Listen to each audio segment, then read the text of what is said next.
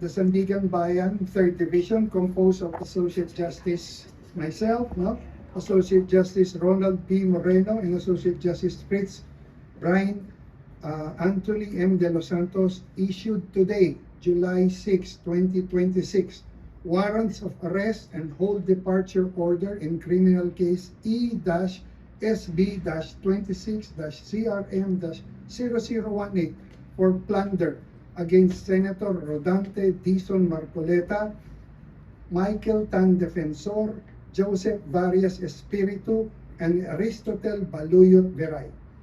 The issuance of the warrant of arrest signifies only that after evaluating the records, the court found probable cause to believe that the accused committed the offense charged.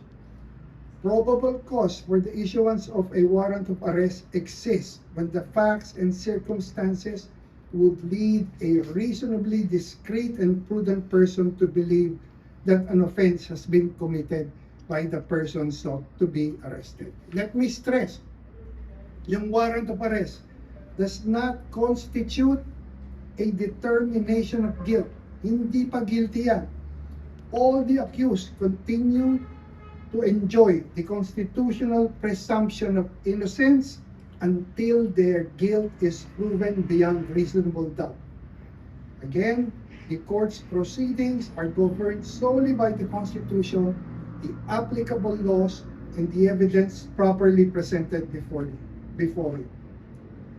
The court would want to remind the counsel who have appeared for the accused, and even Senator Rodante Marcoleta, who himself is a lawyer, that as officers of the court, they are duty-bound, together with the prosecutors, to uphold the integrity and administration of justice, to ensure compliance with lawful orders of the court, to conduct themselves and all persons acting under their direction with fairness, order, dignity, and full respect for the rule of law and the courts. Full respect for the rule of law and the courts is non-negotiable. The court enjoins all parties to cooperate to ensure that the proceedings are conducted speedily, fairly, orderly, and with full respect for the rule of law. Thank you very much for your time.